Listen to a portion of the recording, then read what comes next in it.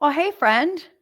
Welcome to the Not Your Average Autism Mom podcast. I am Shannon Urquiola, and I am so glad you're here, whether you're watching me on video or listening in like always. And if we haven't met yet, I am the proud mom of two amazing young adults. My son, Jordan, is now 29, and he was diagnosed with autism when he was 5 years old. So I've been walking this journey ever since, not just as a mom, but as his guardian and caregiver. And I created this podcast because I know how hard and lonely this road can feel. I live it every day, just like you. And I want this to be the space where you can breathe and learn and feel seen and know that you're not alone. Every week, I share real life strategies, heartfelt encouragement, and practical tools that have helped me and the moms I coach along the way, from managing meltdowns to navigating school systems, celebrating wins, big or small, or just getting through the hard days. We talk about it all here. And now you can join me on video too, whether you're a visual learner or just want to feel a little more connected. I am right here with you. I know how busy your life is. So thank you for being here and taking this time for you. Every minute you spend here matters because when you work on your peace, it changes everything about how your home feels. Last week on the podcast in episode 246, we talked about the build up to the holidays, the expectations, the emotions, and how much pressure we sometimes put on ourselves to make it all look a certain way. We talked about choosing our battles and how that simple shift in perspective can change everything about how you show up during the holidays. Because when you choose what really matters, you automatically free yourself from the chaos of trying to make everything matter. So if you haven't listened to that one yet, you might want to go back after this episode because we're talking about today, what we're talking about today builds right on top of that. We're taking it one step deeper. We're talking about staying in your lane, what that actually looks like when life gets chaotic, when emotions are high, and when the holidays feel heavier than happier. This episode is about what happens when we try to control things or people that were never ours to control in the first place. And I'll talk about what you can control, what you can influence, and what you just have to let go of, especially this time of year when everyone's expectations, emotions, and energy levels are all over the place. So, grab a cup of coffee, tea, or put in those earbuds and let's talk about it because, hey, it's November. So let's talk about how you can protect your peace even when everything around you feels unpredictable. You know, you've likely heard the phrase stay in your lane. But what does that really mean for moms like us, raising kids on the spectrum, juggling family expectations, and trying to just survive the holidays? Staying in your lane isn't about control, it's about clarity. It's knowing where your responsibility ends and where someone else's begins. For us, it means protecting your energy and focusing on what you can control: your thoughts, your reactions, your schedule, and your home environment. That's it. Everything else, your child's behavior at grandma's house, your in law's opinions, your cousin's comment about maybe he just needs more discipline, that's not your lane. It's about deciding what really belongs to you and what doesn't. So let's make this practical for a second. What's actually in your lane and what's not? Well, your lane includes your attitude, your tone, your expectations for yourself, your child, your family, the boundaries that work for your family. Your lane does not include what other people think of how you parent or how you live your life or discipline your child. Whether your child enjoys the same holiday activities as their cousins, how your extended family reacts to meltdowns or stimming. When you're at the family gathering and your aunt says, he just needs to come sit with everyone, you might feel that urge to explain, to educate, or to justify why he's not. But staying in your lane sounds like, you know what, he's good where he is, but thanks. No over explaining necessary, no defending, just calm confidence. But what happens, especially this time of year, is that our brain gets noisy. We start thinking, I should be doing more. They're judging me. Why can't we just have normal holiday like everyone else? And all of a sudden, you're swerved right into someone else's lane, trying to manage how others feel, what they say, or what they think about you. That's where the stress comes from. Not from the season itself, but from the stories you tell yourself about how it's supposed to be. You can't control how other people think or act, but you can control what story you tell yourself about it. And that story determines whether you carry stress or peace. When you stay in your lane, you get to keep your peace. And I will tell you, mama, that peace is worth protecting, because the minute you start trying to manage everyone else's feelings or expectations, you've already crossed the line into their lane. So let's talk about those control loops that pop up during the holidays. You know, those moments where you can feel your shoulders tighten and your brain starts spiraling. You know, your child's school goes on winter break. Their whole routine is gone.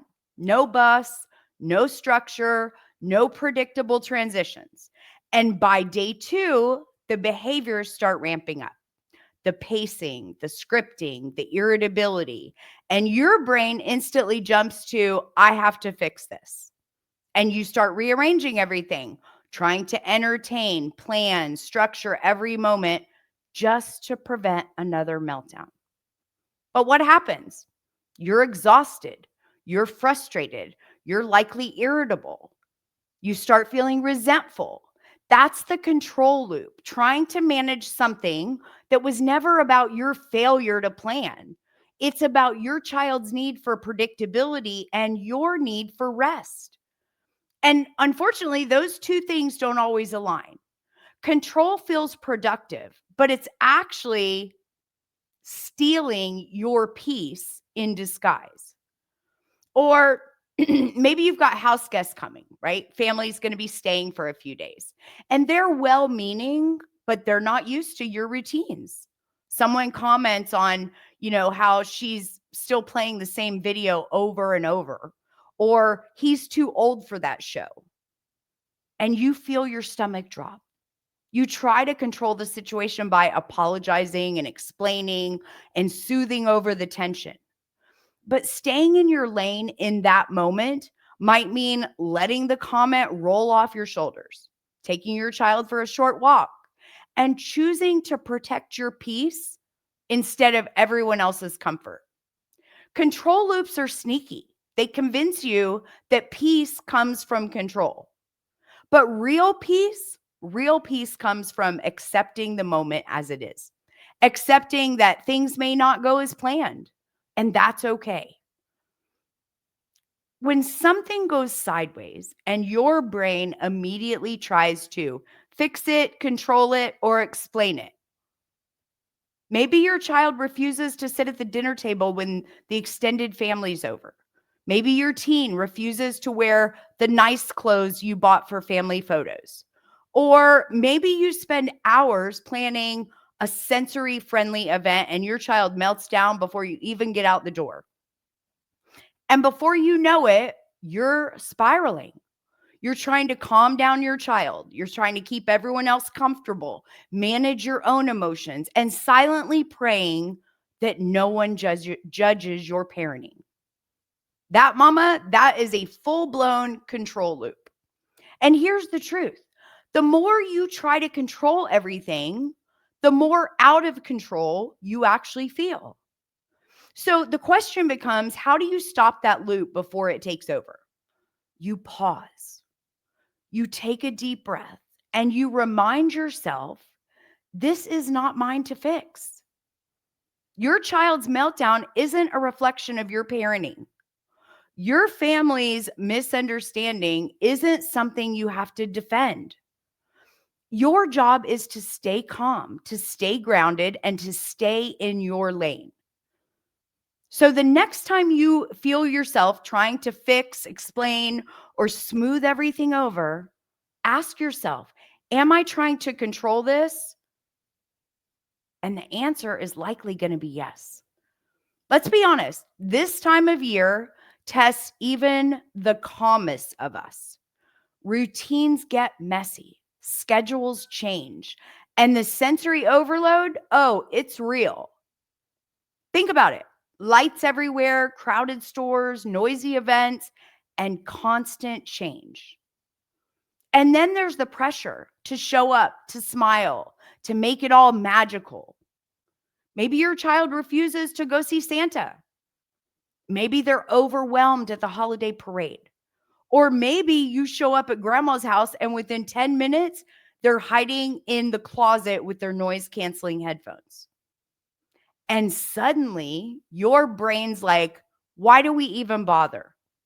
You start comparing, thinking about other families posting, matching pajama pictures and perfectly decorated cookies. And before you know it, you've drifted right out of your lane, right into the lane of guilt and shame and comparison. And I know it's hard watching other families make this look easy, especially when your reality looks nothing like theirs. But comparison steals joy, and it also steals truth because your story was never meant to look like anyone else's. But here's your gentle reminder: your lane is your family's truth. Your lane might look like skipping the big family dinner and having hot chocolate and movies at home. Your lane might look like celebrating Christmas morning a day early because it keeps your child's anxiety lower. And that's okay. It's not about how it looks, it's about how it feels to you, your children, and your family. Letting go doesn't mean that you don't care. It means that you're choosing what actually deserves your energy. And I know letting go can feel like giving up, especially when people don't understand. Maybe your mother in law still doesn't get why your son doesn't hug people. Maybe your sister questions why you don't just make him try that new food. Maybe you feel torn between keeping traditions alive and keeping your children regulated. You can't fix their understanding, but you can protect your peace. And honestly, it's not your job to make them understand. It's your job to make sure that you believe in yourself, in your parenting and your family. You believe that you, mama, that you know best. And I want to give you a few examples that might sound familiar. Maybe your mom or your mother-in-law insists on keeping certain holiday traditions, even though they just don't work for your family anymore. You've explained kindly that your child struggles with loud gatherings or transitions, but they still push back. And part of you wants to argue and explain and convince. But what if instead you let go? What if you simply said, that doesn't work for us, but thank you for understanding. It doesn't work right now. Maybe next year will be different. And then move on. No guilt, no defense, just clarity. That's staying in your lane. Or maybe you have a well-meaning relative who gives your child a toy for big kids, not realizing that your 12-year-old would, much rather have gotten a stuffed animal or a train set. You don't have to make them understand the why behind it all. You can just thank them, redirect your child if needed, and let the rest go. Letting go, sounds like, I know you love him. He shows love in his own way. Or we're going to skip that this year, but we hope you have the best time. No arguing, no proving, just boundaries wrapped in kindness. Letting go doesn't mean that you've given up. It means you've stopped fighting battles that don't work for you. Because every ounce of energy that you spend trying to make others get it is energy you could be using to stay calm and be present and be grounded for your child and for yourself. Because trying to manage everyone's comfort and opinions, that's a full-time job. And let's be honest, you already have one, being your kid's mom. Now, I know this is easier said than done, especially when emotions are high and it feels personal. Because let's be honest, when our kids struggle, it feels personal. When they refuse to participate or when family members don't understand, it can stir up so much sadness, resentment, or even shame. You start thinking, if I was a better mom, maybe this wouldn't be happening. But staying in your lane isn't about pretending that it doesn't hurt. It's about choosing not to unpack and live there. Take a breath. Give yourself permission to feel all of it, the grief, the frustration, the exhaustion, without turning it into shame. You don't have to push those feelings away. You just don't have to let them drive the bus. You can be sad that things don't look different and grateful for what is working. You can feel frustrated and compassionate towards your child. You can wish other people understood better and accept that they may never fully get it. That's balance, and that's emotional maturity. And it is one of the most powerful gifts that you can give yourself during this time of year.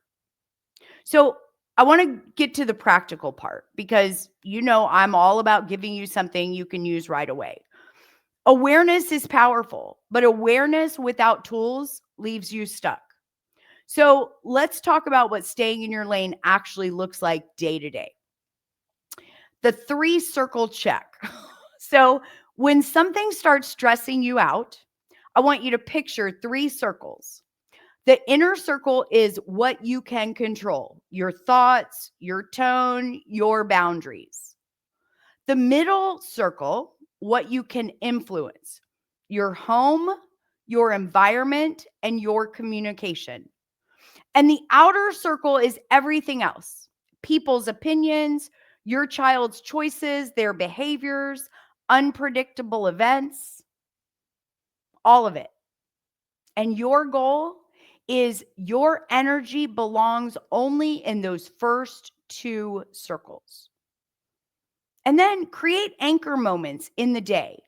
So during long breaks or travel, pick 2 or 3 predictable moments that stay the same. Maybe that's a morning breakfast routine, or quiet time after lunch, or bath time before bed. That structure creates calm in the chaos. Think, respond, and don't react. When things go off script, and they will, take a breath before you speak. Take a moment to pause. Sometimes the most powerful thing you can say is nothing at all. The third thing is expect the unexpected. Have a backup plan ready and another backup plan, and then a backup for the backup. If the Christmas Eve party turns chaotic, it's okay to leave early. If your child only lasts 20 minutes at an event, that's still a win. You showed up. They showed up. So think about where you could use this.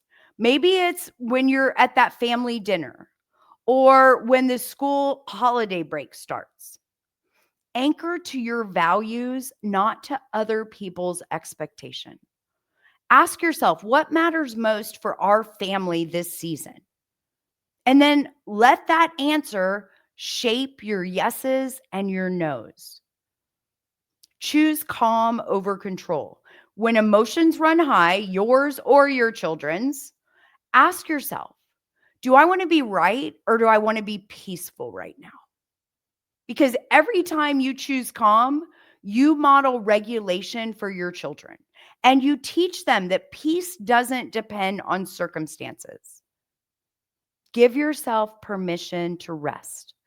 The holidays are not a performance, they're an experience, and you deserve to enjoy them too.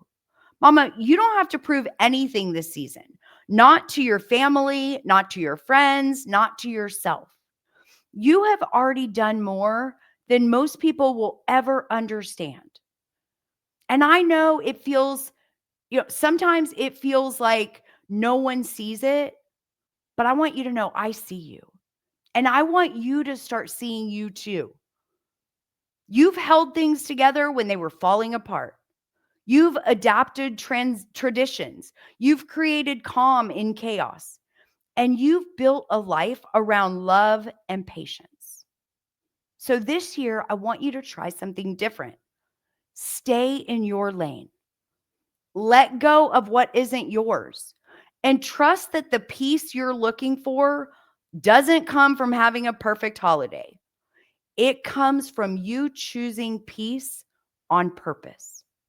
The truth is, staying in your lane is an act of loving yourself. It's saying, I trust myself enough to not chase every opinion.